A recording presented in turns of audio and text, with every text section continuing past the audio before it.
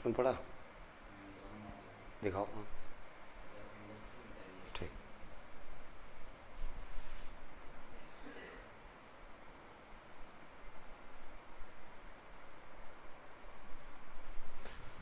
Good evening सभी साथियों को, बहुत सारा प्यार, नमस्कार बच्चों। साथियों लूसेंट की क्लास में क्लास 4 जो लेक्चर नंबर है 4, यूनिट नंबर है 4, तो आज दोनों बहुत अच्छी मैचिंग है, क्लास नंबर 4 और यूनिट नंबर 4। सबसे बड़ी बात आज का जो टॉपिक है वो वैदिक सभ्यता। तो वैदिक सभ्यता को हम लोग पूरा पढ़ लेंगे जबरदस्त तरीके से, अंदाज नए एक सिरे से। चलिए अब आज 1 अप्रैल 2021 है, मतलब मूर्ख दिवस। तुम हमने तो मूर्ख बनाया नहीं, हम तो तुम्हें पढ़ाने आ गए। तो भैया अब भी आप भी हमें मूर्ख न बनाइएगा और फटाफट वीडियो को लाइक कर दो, वीडियो को शेयर कर दो अपने साथियों के साथ, क्योंकि बहुत ही ज्यादा आनंद आने वाला है यहाँ पे। चलो तो भैया फटाफट वीडियो को शेयर कर दो। डेली क्लास शाम को 7 बजे चलती है, आज 7:30 बजे चली, लेकिन कल से प्रॉपर वे में 7 बजे क्लास आपकी शुरू हो जाया करेगी। कोमल, गुलशन, श्याम, हिमांशु, फूल सिंह, मुकेश, श्याम, मीना, सभी बच्चों को good evening, good evening, good evening बच्चा। फटाफट देखो हम भी शेयर करे दे रहे हैं, आप भी वीडियो को शेयर कर दो, सभी साथी वीडियो को शेयर करते, जबरदस्त अंदाज में बहुत मजा आने वाला है। चलो भाइयों बहुत बढ़िया अंदाज में शेयर कर दो सभी बच्चे। हाँ बहुत बढ़िया। अरे बच्चा डेली क्लास लेंगे, गुलशन मलिक काहे परेशान हो? हमने तुमसे वादा किया तो वादा पूरा किया जाएगा, बिल्कुल भी परेशान मत हो। बस आपको क्या करना है, साथ निभाना है और वीडियो को ज्यादा दूर तक फैलाना है, ठीक है। चलो चलो बहुत बढ़िया, उम्मीद करते सभी बालक वीडियो को शेयर कर रहे हैं। अब बात कर लेते, शुरू करते अपने सेशन को। हाँ गुड इवनिंग रविकांत, राज पटेल, एस मिश्रा, परियार, सलील सिंह, चलिए बहुत बढ़िया, पूजा सिंह गुड इवनिंग। सभी बच्चों को गुड इवनिंग और सभी बच्चे आ चुके हैं, तो हम भी शुरू करें क्लास को। चलो देखते हैं आज का टॉपिक क्या है, वैदिक सभ्यता बालक। क्या है? वैदिक सभ्यता। चलो वैदिक सिविलाइजेशन के बारे में देखते हैं बड़े जबरदस्त अंदाज में। तो वैदिक सिविलाइजेशन, वैदिक सभ्यता यहां पे पहले लिख ले। तो भाई साहब एक चीज हमने आपको बताई थी, हड़प्पा सभ्यता मतलब सिंधु घाटी सभ्यता हमने आपको पढ़ा दी थी जबरदस्त अंदाज में। क्या पढ़ाया था? 2500 बीसी से 1750-1500 तक भी मिलता है उसका टाइम पीरियड। वैदिक सभ्यता का जो टाइम पीरियड है भाई साहब 1500 बीसी से 600 बीसी तक क्या था? वैदिक सभ्यता थी। अब वैदिक सभ्यता क्या थी तो बात समझो। यहां पड़ता था ये जो इधर का एरिया जो पड़ता था, इधर पड़ता था एरिया, क्या नाम था? इधर था अफगानिस्तान,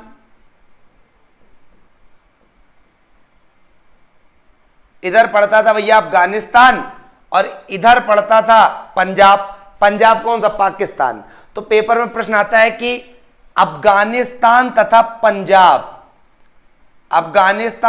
पंजाब से जो लोग आके भारत में बसे उनको कहा गया आर्य। क्या कहा गया? आर्य। और आर्यों के द्वारा जो सभ्यता बसाई गई उसको कहा गया वैदिक सभ्यता। क्लियर? कहने का तात्पर्य यह है अफगानिस्तान और पंजाब वाले एरिया से आके जो निवासी भारत में बसे, ये लोग आए थे चारागाह की खोज में, पशुपालन का मेन व्यवसाय था।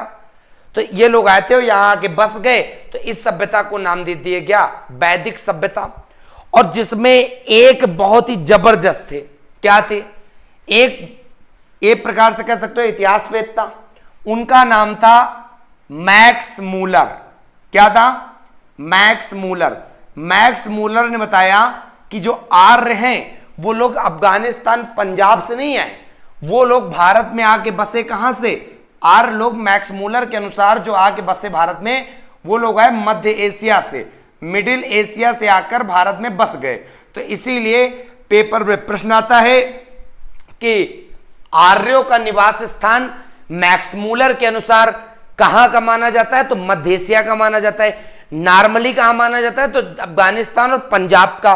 क्लियर है बच्चा? बहुत बढ़िया, जबरदस्त। चलो सोनम सोनी आपका भी नाम ले लिया हमने, गोविंद, साधक, अवधेश, पूजा पांडे, बेटा सबका बहुत बढ़िया। मनीष राय, रविकांत, रजनी, अभिषेक। वीडियो को ज्यादा से ज्यादा लाइक कर देना, शेयर कर देना, नहीं मजा नहीं आएगा। तो ज्यादा से ज्यादा लाइक करोगे, शेयर करोगे, तभी तो डेली 7 बजे मैं उपस्थित हो पाऊंगा आपके पास। ठीक है बच्चा, चलो बहुत बढ़िया। तो उम्मीद करते इतनी बात समझ में आई। फिर वैदिक सभ्यता बट गई 2 भागों में। कितने भागों में? 2 भागों में। वो 2 भाग कौन कौन से हुए तो देख लो। 2 भाग वैदिक सभ्यता के कौन कौन से हुए?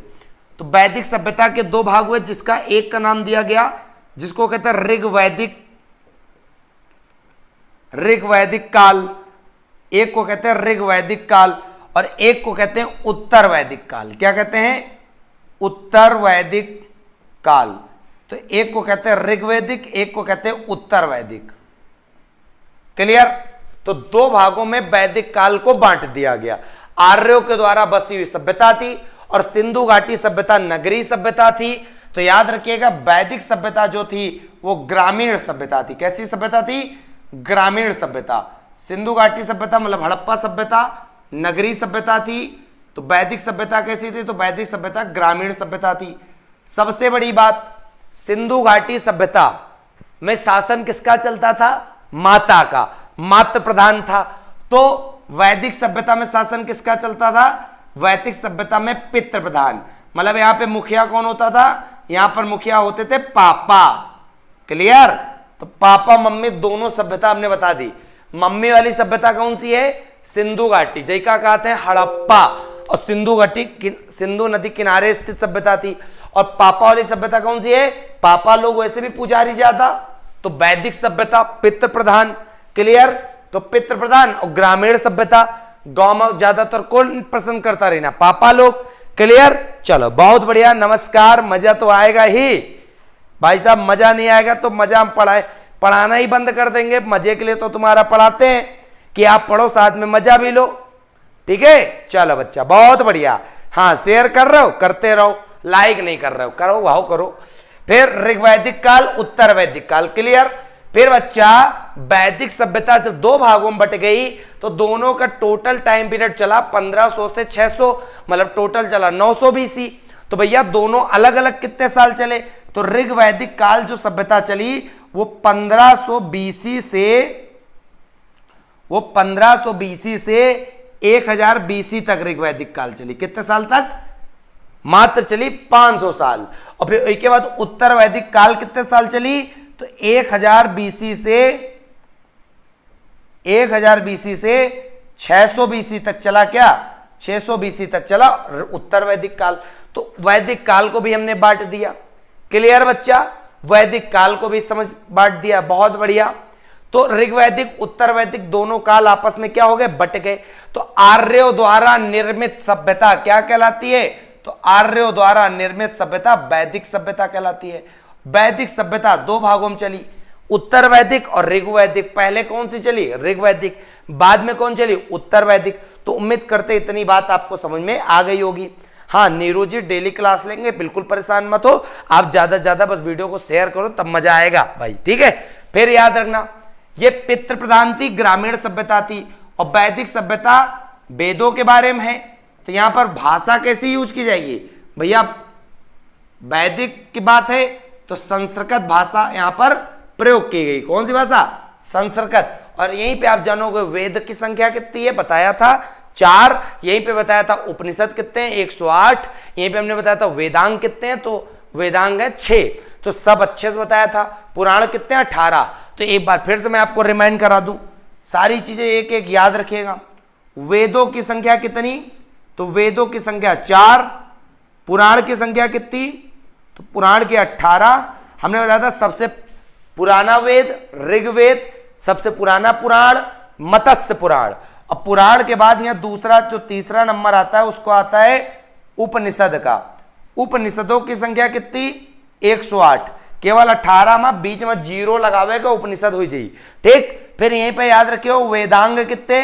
तो वेदांग टोटल है 6। वेदांग मतलब शिक्षा, ज्योतिष, कल्प, निरुक्त, छंद, व्याकरण। तो भाई साहब ये पूरी की पूरी आपको टोली याद रखनी है झोंके में। वेद कितने? 4। पुराण कितने? 18। उपनिषद कितने? 108। और वेदांग कितने? 6। तो उम्मीद करते इतने प्रश्न आपको मजे से आ गए होंगे।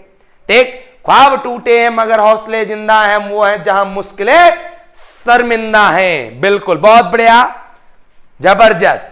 डेली क्लास लेंगे, बहुत बढ़िया। हाँ, शेयर करते रहना, लाइक करते रहना मेरे बालक, और मेरा उत्साह जमीन से उठाकर आसमान में कर देना। बिल्कुल, बहुत बढ़िया।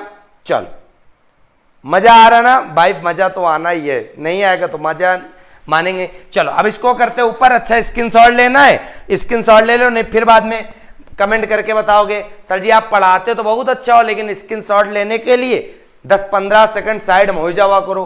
तो साइड में होगे तो स्क्रीनशॉट भैया आप ले लो, ठीक। चलो, बिल्कुल। सादक हुसैन सर आप तो आतंक मचा दिए। आतंक भैया अबे कहां मचा? आतंक तो तब मची जब तुम्हारा शेयर पड़ी जाए सब जगह, और सब जगह दिखा पड़ी कि आ गई है फिनिक्स एकेडमी में राघव सर, जो आपको लूसेंट एक ताबड़तोड़ अंदाज में पढ़ा रहे हैं। तब आतंक मचेगा। वो आतंक अगर मचाना है तो तुम्हारा साथ हमें चाहिए। 10-10 लोगन का जोड़ना अति आवश्यक है। अगर न जुड़ी हो तो बात बनी ना, या हो याद रखियो, ठीक बच्चों। आगे बढ़ो। तो आगे जब बढ़ियो तो देखो वो प्रश्न तुमका का समझ में आएंगे, बहुत प्रश्न समझ में आएंगे भाई। देखत चलो, मजा ही मजा है, सजा कुछ नहीं, केवल मजा ही मजा करेंगे हम लोग, ठीक। चलो फिर यहां पर जो अब सबसे पहले तो बात करेंगे किसकी? ऋग्वैदिक काल की। तो ऋग्वैदिक काल में जो प्रशासनिक इकाई थी, पेपर में आएगा, ऋग्वैदिक काल में प्रशासनिक इकाई जो थी वो कितने भागों में बटी थी? प्रशासनिक इकाई मतलब प्रशासन को संभालने के लिए कितने इकाइयों में बटी थी? तो भैया टोटल इकाई नहीं 5। कितनी रही? 5। तो सबसे पहले कहा है कुल, जेका का परिवार, फिर क्या का ग्राम, फिर का विश्व, फिर का जन, और फिर का राष्ट्र। क्लियर? चलो, सबसे छोटी इकाई जिसको कहते हैं कुल, और कुल को ही कहते हैं क्या? परिवार। और जब परिवार होगा तो भैया ग्राम, उसके ऊपर इकाई कौन सी? ग्राम। और जब ग्राम होगा तो विश्व, और विश्व के बाद क्या होगा? जन, जन के बाद क्या होगा? राष्ट्र। ये उत्तर वैदिक काल में प्रशासनिक इकाई थी 5। पेपर में पूछा जाए तो उत्तर वैदिक काल की सबसे छोटी इकाई बताओ, तो हमारा सारा बचवा बोलेगा उत्तर वैदिक काल की सबसे छोटी इकाई, जेका नाम रहे कुल या परिवार। और कुल या परिवार में मुखिया को होता रहे पितृ प्रधान। तो पितृ प्रधान का मतलब का? पितृ प्रधान का मतलब एका मुखिया कौन? एका मुखिया मतलब पापा। पापा का मतलब पिता। तो भैया कुल या परिवार का मुखिया कौन होता था? इकाई का पिता होता था। क्या होते थे? पिता। क्लियर? और याद रखना उत्तर वैदिक काल में पिता को और क्या कहा जाता था? पिता, अथवा इसको कहते थे कुलप। चाहे कुलप कह लो चाहे पापा कह लो, बात एक के है। जो कुल या परिवार के मुखिया होते थे। क्लियर? चलो बच्चों, तो उम्मीद करते मजा आ रहा होगा। ओम प्रकाश लोधी, रोहित, बिल्कुल सबका मजा आ रहा ना? चलो बहुत बढ़िया। क्लास कब से चलता है? तो क्लास भैया शाम का 7 बजे चलता है। जबरदस्त अंदाज में आतंक मचावे खातिर आ जाओ। बिल्कुल। शिवा सोनी उत्तर की या ऋग्वेद की? भैया ऋग्वैदिक पढ़ा रहे ना, पहले ऋग्वैदिक पढ़ा रहे शिवा बच्चों। तो ऐसी रहो, ऐसी ना जाओ। जब वैसी जाओ तब बात करो। अबे ऐसी रहो, अबे जब ऐसी रहो, जब वैसी जाइबे तो वैसी चले हो मेरे साथ, ठीक। तो भैया पापा वाला मामला समझ में आ गया कि ऋग्वैदिक काल में सबसे छोटी इकाई प्रशासनिक कौन सी रहे? सबसे छोटी जिका नाम रहे कुल या परिवार। और परिवार का मुखिया को, क्योंकि वैदिक सभ्यता पितृ प्रधान मतलब पापा, जिका का कुलप। क्लियर? चलो बहुत बढ़िया। अब यह बात है ये का ग्राम जो है, जो परिवार होंगे, कई परिवार मिलकर ग्राम बनाएंगे, गांव बनाएंगे। भैया ग्राम के मुखिया कौन? तो ग्राम के मुखिया ग्रामीणी, ग्राम के मुखिया ग्रामीणी। क्लियर? एक एक जबरदस्त अंदाज में समझाएंगे। और बेस मतलब जहर वाला नहीं, यो बेस दूसरा है। यो बेस मतलब गांव बनी गए तो कई सारे ब्लॉक, जैसे अभी तुम बोले तो ब्लॉक, तहसीलें, तो इसी तरह बेस। और बेस के मुखिया कौन? बेस के मुखिया विस्पति, विश्व के मुखिया विस्पति। क्लियर? तो इतनी बात उम्मीद करते समझ में आ गया। जब ब्लॉक तहसीलें बन जाएंगे तब क्या बनेगा? जनपद, जिला, जिका कहते हैं जन। और जन के मुखिया कौन? जन के मुखिया राजन। जैसे एक राज्य में कौन? एक जिले में कौन, डीएम। और तब उत्तर वैदिक ऋग्वैदिक काल में क्या बोलते रहे जिला वाले मुखिया का, राजन। क्लियर। ब्लाकन का विस्पति, ग्रामीणी। भैया एक एक जबरदस्त प्रश्न आता है, जब आएगा ना तब तुम करोगे, तब बताओगे कि यहां राघव सर ने हमें पढ़ाया था। बिल्कुल, फ्यूचर तो मेरा ही होगा, तुम्हारा होगा, मेरा होगा, पूरे फिनिक्स परिवार का होगा, लक्ष्य का होगा, और पूरे भारत देश के युवाओं का होगा जो मेहनत करेगा। ठीक है, अंबुज सर का क्लास पप्पू बेटा होगा। चलो बहुत बढ़िया। राजू भैया ऑब्जेक्टिव कैसे पूछा जाए वो भी बता दे, तो हम बता रहे दूंगा। सुनो, क्या पूछा जाए, ऋग्वैदिक काल की सबसे छोटी प्रशासनिक इकाई बताओ। तो सबसे छोटी प्रशासनिक इकाई क्या है, कुल या परिवार है। सबसे बड़ी इकाई बताओ तो राष्ट्र है। दूसरे नंबर की इकाई बताओ तो ग्राम है। और तुम ते कही दीस कि आरोही क्रम में लगाओ, छोटे से बड़ा मतलब असेंडिंग ऑर्डर। तो पहले परिवार, फिर ग्राम, फिर बेस, फिर जन, फिर राष्ट्र। ले ऑब्जेक्टिव, ऑब्जेक्टिव का तुम मेंस लिखो जाके। ठीक, चलो पप्पू भैया तुमका समझ में आ गया।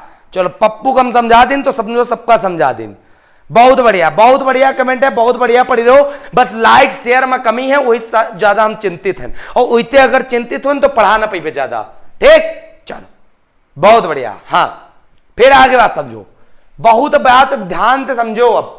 ठीक, एमा होता रहे अधिक, एक शब्द रहे रत्नी। पेपर में पूछा गया रत्नी क्या होता, रत्नी। तो भैया रत्नी होता रहे अधिकारी। रत्नी कहीं क्या कहते थे, ऋग्वैदिक काल में रत्नी बोलते थे किसको, अधिकारी को। कहीं क्या कहते रहे, अधिकारी।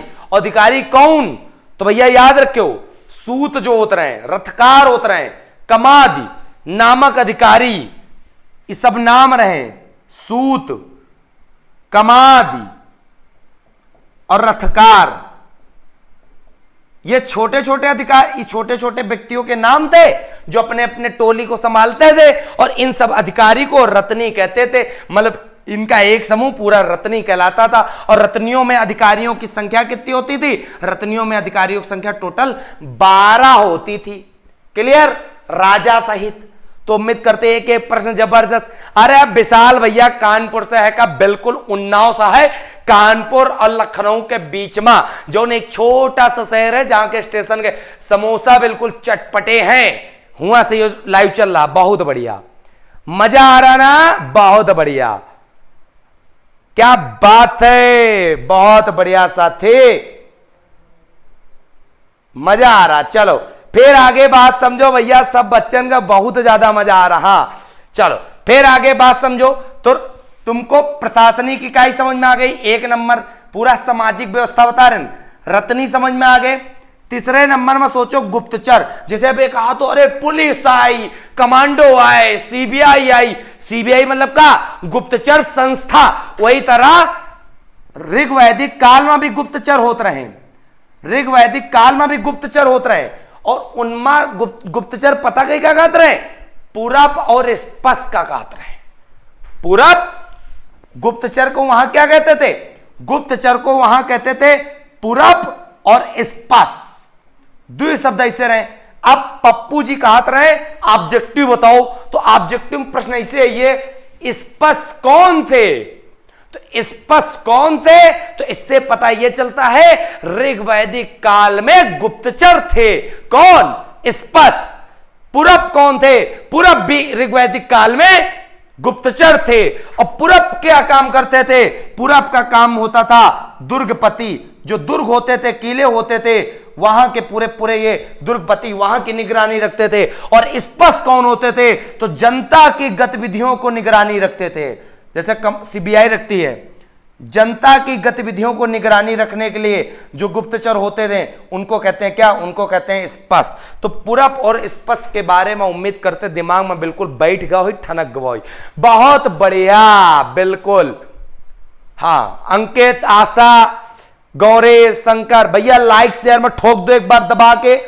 बहुत बढ़िया, ऋषि, रामराज, मजादार, क्या बात है। हाँ, अब देखो भैया और समझो बहुत ध्यान से, बहुत ध्यान समझो, स्क्रीनशॉट लेते रहो। ये पूरी सामाजिक व्यवस्था तुमको बता रहे हैं। 4 नंबर में यहां क्या रखियो, 4 नंबर और 5 नंबर याद कर लो। एक शब्द है उग्र, याद करना है। पेपर में पूछा जाएगा ऋग्वैदिक काल में उग्र किसे कहते हैं, पेपर में पूछा जाएगा ऋग्वैदिक काल में वाजपति कई का कात, तो भैया वाजपति उग्र दोनों याद कर लो, दोनों याद कर लो। वाजपति कई का कात है और उग्र कई का। हाँ राजू आप भैया हमारा रोज वीडियो देखा तो बहुत बढ़िया भैया, बहुत बढ़िया, जबरदस्त। और रामराज कह रहे हैं इतना जबरदस्त तो आज तक जीवन में पढ़े नहीं। अरे भैया धन्यवाद जो इतना तुम हमका प्यार देवत हो। ठीक है फिर भैया समझो बाजपति का काम क्या है, बाजपति का काम है गोचर भूमि का अधिकारी, जहां पर गैया चढ़ती रहे उसकी भूमि का कौन अधिकारी क्या कहते थे, वाजपति। वाजपति क्या बोलते थे, गोचर भूमि का अधिकारी कहते थे इसको। क्लियर। फिर अपराधियों को पकड़ने वाले अधिकारी क्या कहते थे, अपराधियों को पकड़ने वाले अधिकारी को, तो याद रखना अपराधियों को पकड़ने वाले अधिकारियों को ऋग्वैदिक काल में क्या कहते थे, उग्र। उग्र तो याद हुई, उग्र कब गलत ना हुई। अरे अफसाना खान अच्छा रीजनिंग की क्लास नहीं लेते हो आप, बहुत अच्छा पढ़ाते हो, रीजनिंग भी लेंगे परेशान ना हो, संडे को लिया जाएगा। ठीक चलो बहुत बढ़िया। बस आपको क्या करना है, जबरदस्त अंदाज में वीडियो को शेयर करना। अब बात समझो बहुत ध्यान से, कहा समझियो बच्चों आप, तो बात समझो। ऋग्वैदिक काल में पुरुष जो वर्ण व्यवस्था है, ऋग्वैदिक काल में जो वर्ण व्यवस्था है आपने ऋग्वेद में पढ़ा ही था, तो ऋग्वैदिक काल में जो वर्ण व्यवस्था है वो कितने भागों में बटी थी, 4। कौन कौन, एक रहे ब्राह्मण और एक रहे क्षत्रिय और एक रहे वैश्य और एक रहे शूद्र। ब्राह्मण क्षत्रिय वैश्य शूद्र ये 4 जने रहे वर्ण व्यवस्था में, कब, ऋग्वैदिक काल में। क्लियर। और जेमा कहा जाते कि जो ब्राह्मण रहे वो ब्रह्मा जी के मुख से पैदा हुए और जो क्षत्रिय रहे वो ब्रह्मा जी की भुजाओं से पैदा हुए और वैश्य ब्रह्मा जी की जांघों से पैदा हुए और जो शूद्र ब्रह्मा जी के चरणों से उत्पन्न हुए। तो शूद्र अपने आप को कम नहीं समझेंगे, मुख से बड़ा क्या है, मुख से बड़ा है क्या, चरण। आदमी चाहे जितना बड़ा पंडित मानता हो, चाहे जितना बड़ा ब्राह्मण हो, लेकिन पैर वो छूता है। तो भाई साहब याद रखिएगा सबसे बड़ा मैं किसको मानता हूं, शूद्र को। ठीक है याद रखिएगा। चलो तो उम्मीद करते इतनी बात आपको वर्ण व्यवस्था समझ में आ गई। अब ये जो ऋग्वैदिक काल में वर्ण व्यवस्था है कई पर आधारित रहे, तो ये आधारित है व्यवसाय पर, मतलब जो सिंपल सी बात है व्यवसाय पर आधारित वर्ण व्यवस्था थी। ब्राह्मण क्या, ब्राह्मण जो पूजा वूजा करते थे, पुरोहित थे, घरों में जाके शादी वादी करवाते थे। क्षत्रिय जो लड़ाई झगड़े युद्ध में भाग लेते थे। वैश्य जिनका व्यापार काम था। और शूद्र सेवा करना, सेवा परमो धर्मा, सबको पता सेवा से बड़ा कोई धर्म नहीं है। सब लोग अपने आप को बादशाह समझ लेंगे, अपने आप को बहुत बड़ा तुर्रम खां समझ लेंगे, लेकिन जो व्यक्ति सेवा करता है उससे बड़ा व्यक्ति जीवन में कोई हुआ ही नहीं। भाई साहब सेवा करवाना सबको आता है, लेकिन जब दिल से सेवा होती है वो केवल दिल से ही हो पाती है, पैसों से सेवा नहीं कराई जा सकती, याद रखिएगा। ठीक है तो सभी बच्चों को पढ़ाई के साथ साथ मोरल नॉलेज जरूर रखना है। अपने आप को कभी भी बहुत बड़ा इंसान नहीं समझना चाहिए।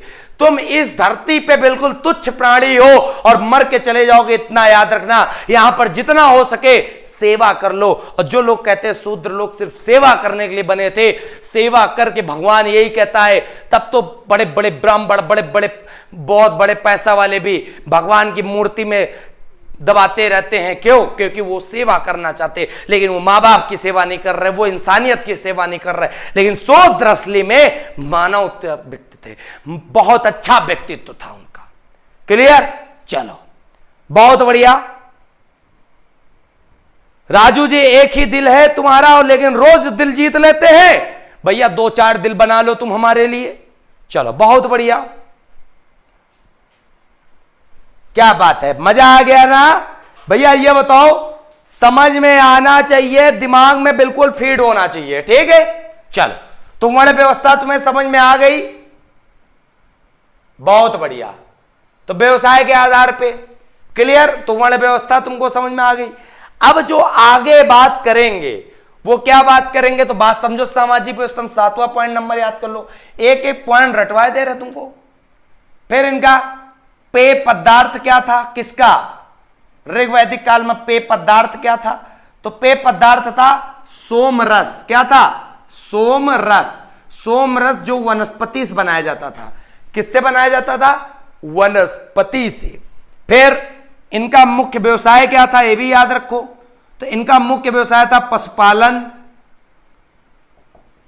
कृषि। ठीक, फिर आगे बात समझो बहुत ध्यान से। 9वां नंबर पॉइंट याद रखो। क्या याद रखियो यहां पर तुमका, जो तुमका बता दे रहे, आर्यों के द्वारा खोजी गई धातु कौन सी रहे? सिंधु घाटी सभ्यता में तुमका कांसा धातु मिली रहे।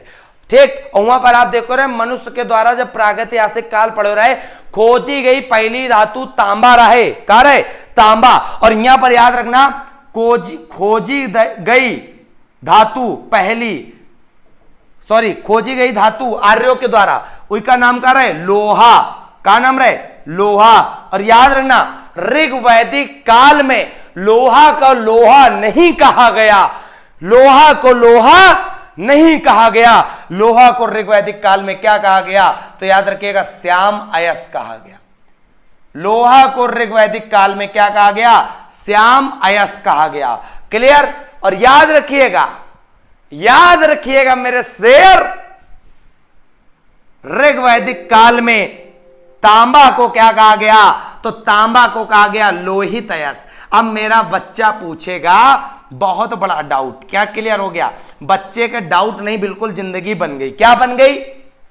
अगर पेपर में आ जाता ऋग्वैदिक काल में तांबा लोहा को क्या कहता, हर एक बच्चा लगा के चला आता लोहा मतलब लोहित अयस, जबकि जस्ट उल्टा है। लोहा को यहां कहा गया श्याम अयस और तांबे को कहा गया लोहित अयस। तो दोनों में बहुत बड़ा फर्क है, जमीन आसमान का। क्लियर? चलो बहुत बढ़िया, बिल्कुल बिल्कुल भैया, बहुत बढ़िया, मजा आ रहा। तुम्हारा प्यार हमें बहुत आगे ले जाएगा, लेकिन लाइक और शेयर के दम पे, बिना लाइक शेयर के दम पे हम ऐसे बैठ जाएंगे, और ऐसे बैठना नहीं चाहते, क्योंकि हमारा बच्चा हमारे साथ है। हमारा बच्चा दिखाएगा कि लूसेंट का रिफॉर्मेशन राघव सर के द्वारा कैसे किया जा रहा है। क्लियर बच्चा? बहुत बढ़िया। हाँ, लूसेंट से साइंस भी पढ़ाएंगे आर्मी बेटा। चलो अब बहुत बड़ी बात तुमको हम बता दे, यहां पर जो परीक्षा में अब प्रश्न और क्या पूछा जाता है, तो बात समझो बहुत ध्यान से। यहां पे अगला पॉइंट जो हम तुमको बता दे, 10 नंबर याद कर लो। प्याज खाओ नहीं खाओ, एक प्याज की जगह लिख लो अमाजू। क्या लिखोगे? अमाजू। तो याद कर लो, प्रेजेंट टाइम में अगर कोई भी लड़की की शादी नहीं होती, उसका कहा कुंवारी लड़की, लेकिन ऋग्वैदिक काल में कुंवारी लड़की क्या कहा जाता था? कहने का मतलब है जीवन भर अविवाहित रहने वाली, जीवन भर अविवाहित रहने वाली स्त्रियों को, जीवन भर अविवाहित रहने वाली स्त्रियों को क्या कहते थे? जीवन भर अविवाहित रहने वाली स्त्रियों को अमाजू कहते थे। क्या कहते थे? अमाजू। क्लियर? चलो बहुत बढ़िया, जबरदस्त भैया, मजा आना चाहिए, नहीं तो बेकार है भाई, ये मान लो। फिर 3 प्रकार के वस्त्र पहनते थे। जो वस्त्र पहनत रहे आर्य लोग ऋग्वैदिक काल में, पहनावा वो कार है, 3 प्रकार के वस्त्र हैं। कौन कौन? एक रहे वास, और एक का नाम रहे अधिवास, और एक का नाम रहे उष्णीयु। 3 प्रकार के वस्त्र पहनते थे आर्य लोग ऋग्वैदिक काल में। फिर भैया एक प्रश्न याद रखना, एक शब्द आया यहां पे नीव। क्या आया? नीव, नीवी। नीवी का प्रश्न क्या बनेगा? अंदर पहनने वाले वस्त्र को जो बनियान वनियान पहना तो उइका का कहते रहे, तब उइका कहते रहे अंदर पहनने वाले वस्त्र। तो भैया अंदर पहनने वाले वस्त्र को क्या कहते थे? मोरे बालक बता दो तुम हमको। तो कहते थे नीव। क्लियर? बहुत बढ़िया। अरे भैया ग्रुप डी दे जाओ चाहे अधिकारी दे जाए, सम्मा न फंसे तो बताए वाकई हमका, जब पेपर में फंसे लागे तब तुम हमका बताए हुआ सर जी पेपर में बहुत अच्छा फंस रहा तुम्हारा पढ़ाया हुआ, तब हम मनबे। क्लियर? चलो बहुत बढ़िया, बस तुम इतना याद कर लो, जबरदस्त तुमको बता रहे हैं। ठीक, फिर आगे बस। अब ऋग्वैदिक काल में कुछ दर्शन आए, उन दर्शनों को देख लो। तो यहां पर एक हेडिंग लगेगी बहुत अच्छे से, प्रमुख दर्शन एवं उनके संस्थापक। प्रमुख दर्शन एवं संस्थापक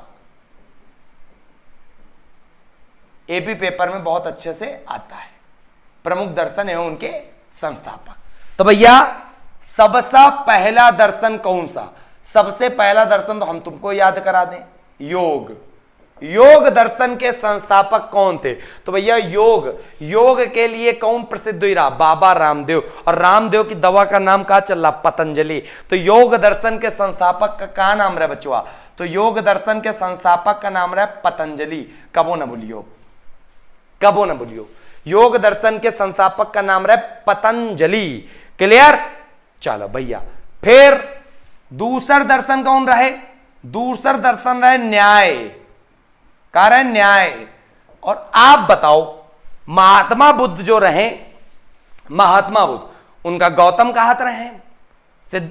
ठीक, तो भैया महात्मा बुद्ध जब अपने बहुत धनाढ्य परिवार के रहे, यात्रा पर जाते रहे, तो लेकिन एक बूढ़ा व्यक्ति दिखा, एक 100 दिखा, एक बीमार दिखा, तो उन्होंने न्याय की बात कही। तो जब न्याय की बात कही तो यहीं पर एक प्रश्न याद रखना, न्याय किससे संबंधित है? गौतम से। न्याय किससे संबंधित है? गौतम से। फिर भैया एक रहे सांख्य दर्शन। क्या नाम है? सांख्य दर्शन। सांख्य मतलब संख्या पर मामला चलता। और आपको पता होना चाहिए कपिल देव एक ऐसा इंसान था जो कभी संख्या पे ध्यान देता था बहुत ज्यादा। क्यों? क्योंकि उसने सबसे पहले भारत को वर्ल्ड कप जिताए थे। कौन? कपिल देव साहब। तो भैया सांख्य दर्शन किससे संबंधित है? कपिल जी से। याद रखिएगा। और इन दर्शनों में से सबसे प्राचीन दर्शन कौन सा? तो सबसे प्राचीन दर्शन कौन सा? सांख्य दर्शन। क्लियर? एक एक प्रश्न भैया तुमका ऐसे कहू ना पढ़ाई, एक एक रटवा के। ठीक, चलो अंकित भैया फिजिक्स पढ़ाइबे भैया, समझ लो बिल्कुल सीरियल तो जाइए तब ही पढ़ा पे। हम भगवान तो आहिन ना, बस धीरे धीरे पढ़ा पे और धीरे धीरे अगर पढ़े को तो हमारे साथ बने रहो सब जने। ठीक, चलो बहुत बढ़िया। हाँ तो मुझे वीडियो शेयर करते रहो बच्चा। रामराज परियार, साली सिंह और रामराज प्रताप सिंह, वीडियो से जितेंद्र कुमार, तभी मजा आई है, नहीं मजा नहीं है, ये इतना याद रखो। फिर बच्चा अगला एक दर्शन रहा जिसका नाम रहा चरवाक।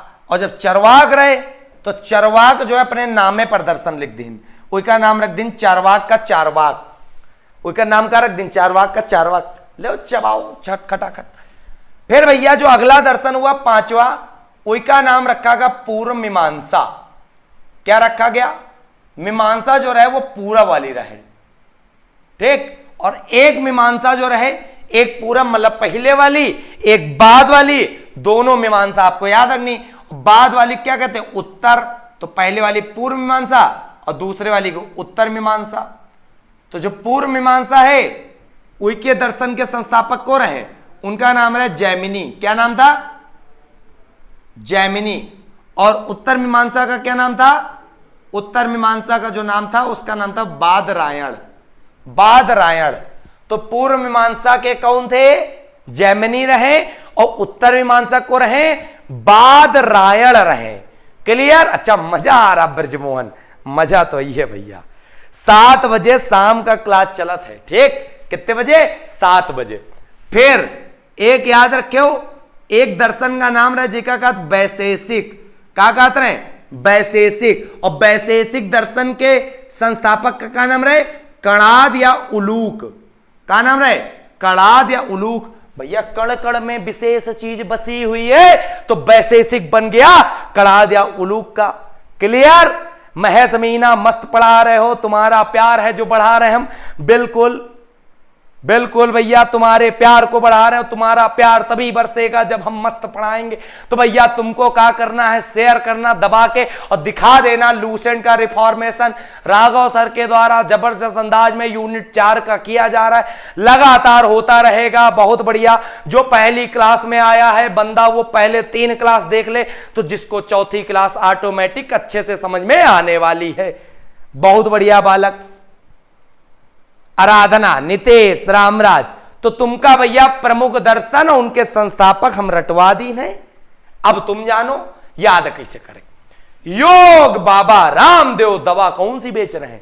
पतंजलि। फिर न्याय की बात करते हो तो न्याय तो महात्मा बुद्ध के साथ था। एक बीमार, एक बूढ़ा, एक वृद्ध व्यक्ति देखा इन्होंने, तो क्या किया? कहा हम पूरा घर परिवार को त्याग रहे हैं, अपने जो ये सास सच्चा है, इतने जो हमारे धनाढ्य परिवार है, हम पूरा साम्राज्य त्याग रहे हैं, हम भी अब न्याय के तरीके से एक साधारण जीवन जिएंगे, तपस्या करेंगे। तो न्याय गौतम। सांख्य, कपिल देव ने सबसे पहले संख्या पे ध्यान दी कि भारत को वर्ल्ड कप जिताना है, तो 1983 में जिता ले गए कपिल देव सांख्य के। और चारवाक ने खुद अपना दर्शन बनाया। क्लियर। फिर पूर्व मीमांसा, ओ जैमिनी आ जाओ। तो भैया पूर्व मीमांसा जैमिनी, मिनी मतलब जैमिनी आ जाओ। फिर उत्तर मीमांसा बादरायण, उत्तर मतलब बाद का, तो बादरायण।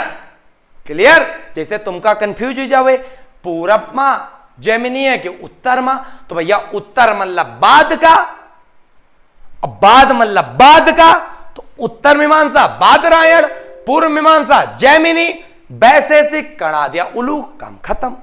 क्लियर। चलो बहुत बढ़िया। हरे बच्चे को समझ में आ रहा होगा। हाँ चलो, शेयर वीडियो का रुकना नहीं चाहिए मेरे बच्चे को। बहुत बढ़िया। तो प्रमुख दर्शन एवं उनके संस्थापक याद हो गए। अब अगला याद कर लो बच्चा, ऋग्वैदिक काल की प्रमुख नदियां, ऋग्वैदिक कालीन की प्रमुख नदियां जिनके पुराने नाम और आधुनिक नाम दोनों पेपर में पूछे जाते हैं। ऋग्वैदिक कालीन नदियां जिनके दोनों नाम आप याद रखो जबरदस्त अंदाज में। देख, तो ऋग्वैदिक काल की नदियां देखो बड़े जबरदस्त अंदाज में। क्या देखोगे भाई साहब? सबसे पहले नदी तो तुमको याद कराएंगे हम, पता कौन सी? सबसे पहले नदी तुमको हम याद करवाएंगे, रटवाएंगे, जैका नाम है पता का? परुष्णी।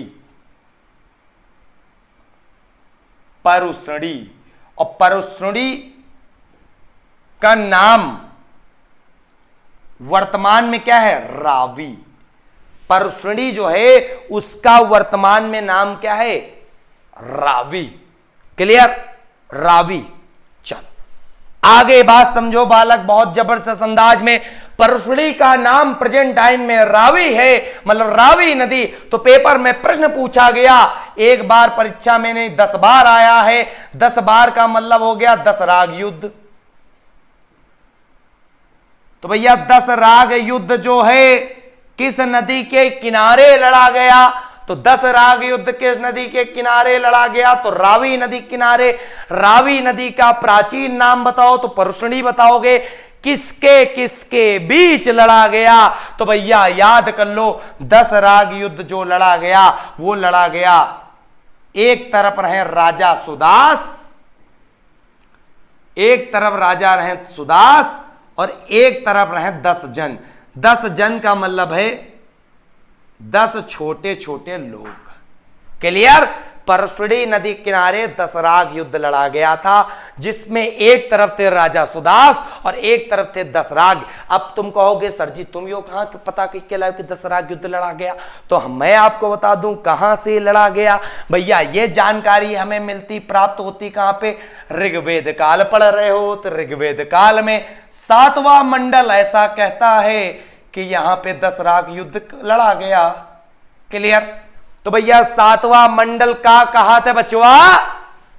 7वां कहता है कि 10 राग युद्ध लड़ा गया और कई के बीच लड़ा गया, मतलब 10 राग गए तो दास मतलब सुदास और सुदास मतलब 10 जन, 10 राग मतलब 10 जन, और राजा सुदास के बीच में कौनी नदी किनारे परुष्णी जय का कहते हैं वर्तमान में रावी, और जय के बारे में उल्लेख मिलता है कहां पर?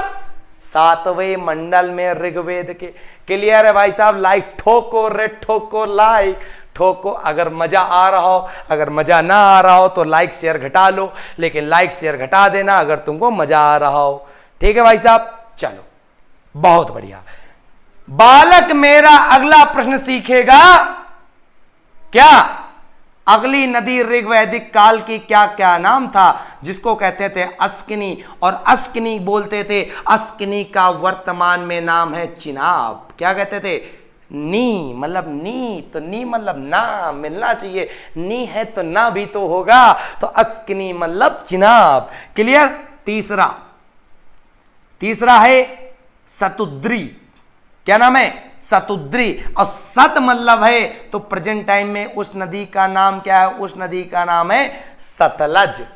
तो याद हो रहा होगा ऋग्वैदिक काल की ये प्राचीन नदियों के नाम है और ये वर्तमान में नदियों के नाम है। तो पर रावी का प्राचीन नाम परुष्णी, परुष्णी का आधुनिक नाम रावी था, और यहां पे चिनाब का प्राचीन नाम अस्किनी, अस्किनी का आधुनिक नाम नीना। नीना मतलब चिनाब, अस्किनी, सतुद्री। सत शब्द आ गया तो सत आ गया तो सतलज कहां जाएगा? रहेगा तो सत के पास ही ना भाई साहब। बहुत बढ़िया, जबरदस्त अंदाज में बैटिंग कर रहे हो तो भैया तुम्हारा लाइक शेयर आज दिखा देगा ताकत कि राघव सर के स्टूडेंट हो तुम भैया। ठीक, फिर भैया अगला जो युद्ध आएगा, सॉरी अगली नदी जो आएगी उसका नाम है वितस्तता। और वितस्तता जो है जहां पे व्यस्त है मतलब आदमी झेल रहा है, व्यस्त आदमी हमेशा परेशानियों को झेलता है, मतलब वितस्तता झेलम। क्लियर? व्यस्त आदमी हमेशा परिस्थितियों को झेलता है, मतलब झेलम को। क्लियर है? हाँ भैया राम गुप्ता, तुम तो हमारा कल्याण करोगे, हमका पता है। चलो फिर अगला 5वें नंबर की नदी का क्या नाम है? सदा नीरा। कौन सी नीरा? सदा नीरा। और सदा नीरा कहां बहेगी? जहां गड्ढे होंगे, मतलब गंडक नदी। गंडक नदी को प्राचीन काल ऋग्वैदिक काल में क्या कहते थे? गंडक कहते थे। गंडक वर्तमान में कहते हैं सदा नीरा, इसको पहले बोलते थे। क्लियर? बहुत बढ़िया। हाँ रीजनिंग भी पढ़ी हुए, बस तुम्हारा अगर प्यार मिलत रही तो, नहीं तो हम डाउन पड़ जाए। बिल्कुल रामराज, भोला राग, राम राम राम राम। हाँ बहुत बढ़िया, जबरदस्त। हाँ देखो फिर आगे, फिर अगली नदी है गोमती।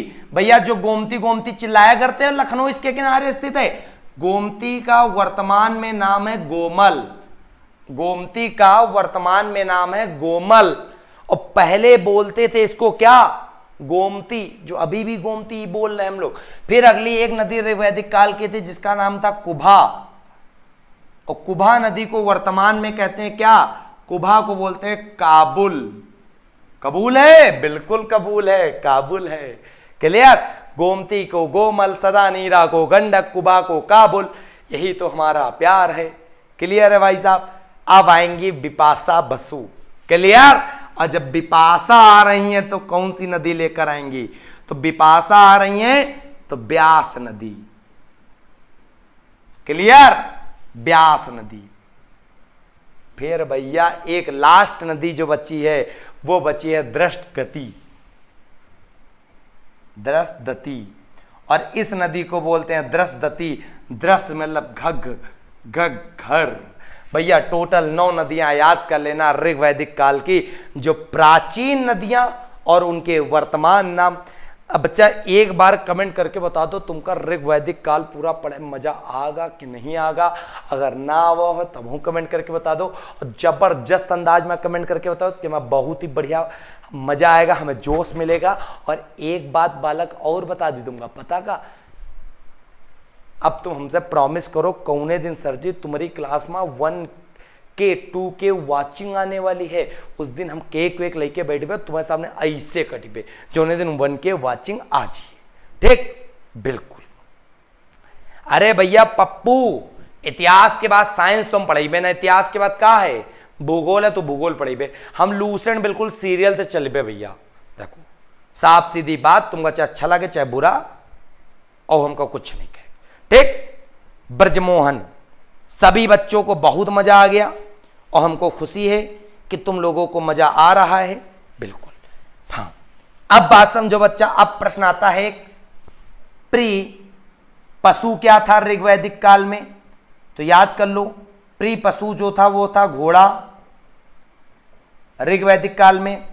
प्री देवता कौन थे यहां पर, तो ऋग्वैदिक काल में प्री देवता थे जिनका नाम था इंद्र, ठीक। तो ये भी प्रश्न आप याद कर लो, ऋग्वैदिक काल में। चलो बहुत बढ़िया। हाँ अच्छा, सबको मजा आ गया, बिल्कुल। हाँ क्या बात है, लाइक तुम तो ठोके दे रहे हो आज भाई। चांदनी शेख, बहुत मजा आ गया। अरे भैया इतना मजा आ गया, तुम्हारा प्यार बना रहे हम पे सदा। चलो भैया। अच्छा पप्पू, आप बिहार भागलपुर थे हो तो लगाओ एक बार जोर और बिहार भागलपुर में दिखा दो ताकत को कि लूसेंट इस तरह पड़ जाती। लूसेंट रटे तो होगे लेकिन रिफॉर्म करने का तरीका सिखा रहे पप्पू भैया, ठीक है। चलो बहुत बढ़िया। हाँ जल्द ही 1K होगा भैया, तुम्हारा तो प्यार है, जब तुम 1K कर दोगे उस दिन एक केक तुम्हारे नाम, ठीक, एक केक तुम्हारे नाम, बिल्कुल। आगे बचवा, आगे देखो, बहुत जबरदस्त तरीके से कहा देखोगे, ऋग्वैदिक काल की चीजें। अब ऋग्वैदिक काल में एक चीज तुमको और बता दी, यहां पर गाय का कहते थे ऋग्वैदिक काल में, गाय को बोलते थे अधन्या। गाय को क्या बोलते थे, अधन्या। और अधन्या का मतलब होता है वध ना करने योग्य, मतलब गाय का वध नहीं कर सकते हो, अगर आपने वध किया तो आपके ऊपर देश निकाला तक का, देशद्रोह का मुकदमा लग जाएगा। क्लियर, बिल्कुल। चलो तो याद रखिएगा, गाय को ऋग्वेद में क्या कहते थे, अगन्या कहते थे। तो इस प्रकार ऋग्वैदिक काल की सारी चीजें हो जाती खत्म। अब देखो उत्तर वैदिक काल में, तो उत्तर वैदिक काल में पहले राजा का कहत रहे, तो ये गाय का मामला था, इसको कर देते थोड़ा सा ऊपर, खत्म। अब यहां डाल लेते उत्तर वैदिक काल, तो उत्तर वैदिक काल फटाफट देख लो, काम खत्म।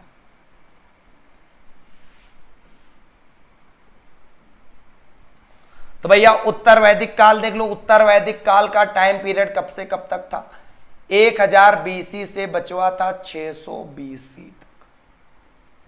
क्लियर।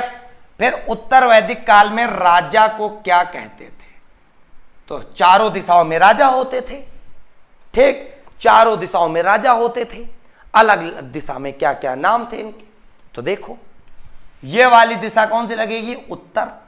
उत्तर दिशा में राजा को क्या कहते थे, उत्तर दिशा में राजा को कहते थे विराट, और दक्षिण दिशा में राजा को क्या कहते थे, भोज, ठीक। अब पूरब दिशा में क्या कहते थे, पूरब दिशा में कहते थे सम्राट, और पश्चिम दिशा में क्या कहते थे, पश्चिम दिशा कहते थे स्वराष्ट्र। तो विराट, भोज, सम्राट, स्वराष्ट्र। और याद रखिएगा मध्य दिशा को क्या कहते थे, मध्य भारत के दिशा को राजा को राजा ही कहते थे। तो पेपर में प्रश्न आएगा, उत्तर वैदिक सभ्यता में जो 4 दिशाएं प्रमुख थीं, उत्तर दक्षिण पूरब पश्चिम, चारों दिशाओं में शासकों को क्या क्या कहा जाता था, तो उत्तर में कहा जाता था विराट, दक्षिण में कहा जाता था भोज, पूरब में कहा जाता था सम्राट, और पश्चिम में कहा जाता था स्वराष्ट्र। क्लियर। और याद रखिएगा, पूरब वाली दिशा को उस समय बोलते थे प्राची, पश्चिम वाले को बोलते थे प्रतीची, और दक्षिण उत्तर वाले को बोलते थे उदीसी। क्लियर, बिल्कुल, बहुत बढ़िया। बिहार के सारसा से धरती से चरण स्पर्श गुरुदेव, बेटा हमेशा खुश रहो, हमेशा हमारा जितना भी पढ़ाया आज तक, हमको जितने लोगों ने गुरु माना, मैं पहली बात तो अपने आप को गुरु मानता ही नहीं, बस आपका एक छोटा सा भाई समझता हूं अपने आप को, और आपका बस प्यार रहे, बना रहे, और जब तक हम पढ़ा रहे हैं आपको, आप पढ़ते रहो, यही हमारी दुआ है ईश्वर से। और आप लोग बस वीडियो ज़्यादा से ज़्यादा शेयर करना, और जितना ज़्यादा भगवान ने या सरस्वती माँ की कृपा से हम आपको पढ़ा सकते उतना मैं आपको पढ़ाऊंगा पूरा। एक भी शब्द अपने अंदर रखूंगा नहीं कि ये शब्द मैं छुपा लूँ, इससे आपका पेपर रुक जाए। पेपर हमेशा निकालने की कोशिश में रहता हूँ और पढ़ाता हूँ उतना ही जो पेपर में आपका फंसे। क्लियर है? क्या टाइम है हमारा? हमारा टाइम शाम को 7 बजे से। क्लियर? याद कर लो, बिल्कुल। अब याद कर लो, उत्तर वैदिक काल में जो पहला नगर था, पहला नगर जो ईंटों से बना था, उत्तर वैदिक काल में ईंटों से बना था, उसका नाम था कौशाम्बी। क्या नाम था? कौशाम्बी। क्लियर? फिर उत्तर वैदिक काल में याद कर लो, यहां पे जो आभूषण थे, वो 2 आभूषण उत्तर वैदिक काल में फेमस थे। एक को कहते थे निष्क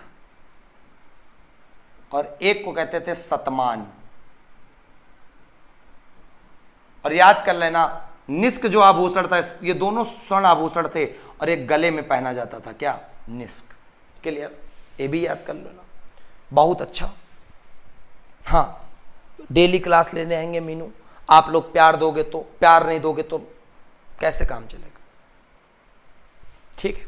फिर आगे देखो, उत्तर वैदिक काल में एक उपनिषद आया था जिसको नाम कहते हैं मुंडको उपनिषद। अब मुंडको उपनिषद में एक आदर्श वाक्य था, जिस आदर्श वाक्य को हम लोग जानते हैं क्या? सत्यमेव जयते।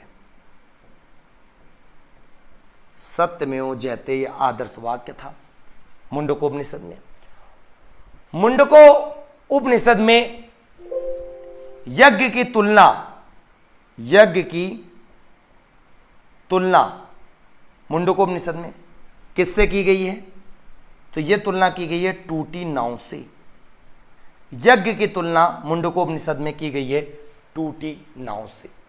तो ये भी प्रश्न आपको अच्छे से याद रहेगा। ठीक है? सोनू सिंह, बिल्कुल। हाँ,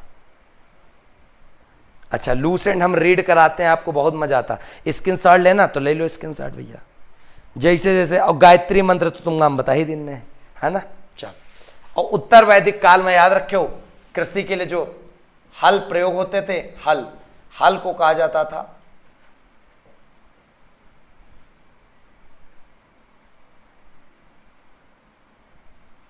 सिरा। ठीक, चलो। तो उम्मीद करते सारे बच्चों को बहुत अच्छे से समझ में आ गया होगा। ठीक, बहुत बढ़िया। हाँ, बिल्कुल। अब एक चीज और याद कर लो, तुलना करने के लिए हमने बताया था, यह संस्था जो एक संस्था का नाम था जिसको कहते हैं सभा एवं समिति, यह संस्था थी। कहां पर थी ये? ऋग्वैदिक काल में, ऋग्वैदिक में। और जबकि उत्तर वैदिक में संस्था को क्या कहते थे? उत्तर वैदिक में संस्था को बोलते थे गोत्र। तो याद कर लेना, गोत्र कहां बोला गया और सभा एवं समिति कहां बोला गया, और किसको बोला गया? संस्था को। ऋग्वैदिक काल में प्रमुख देवता इंद्र थे। यहां पर जो प्रमुख देवता हुए वो कौन हुए? वो हुए प्रजापति।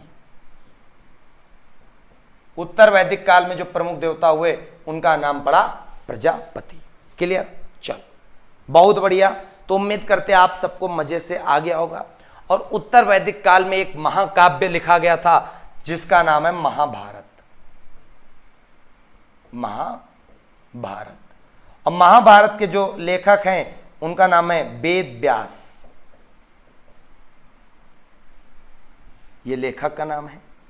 और महाभारत का जो प्राचीन नाम है, उस प्राचीन नाम मतलब ओल्ड नाम है, उसको क्या कहते हैं? उसको कहते हैं जय संहिता।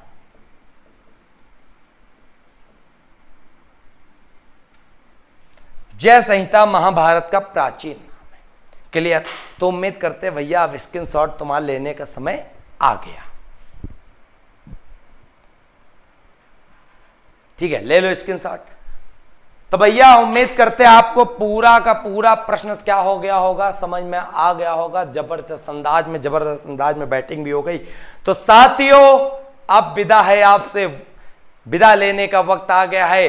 कल हम तुमका मिलवे कहां, महाजनपदों का उदय मां। और महाजनपदों का उदय बहुत ही धमाकेदार तरीके से कल शाम 7 बजे राघव सर उपस्थित हो जाएंगे। ठीक है, तो आप लोग भी शाम का 7 बजे पूरी की पूरी संख्या आ जाना और 10-10 लोगों का वो लेके आ जाना। तो बहुत मजा आने वाला है।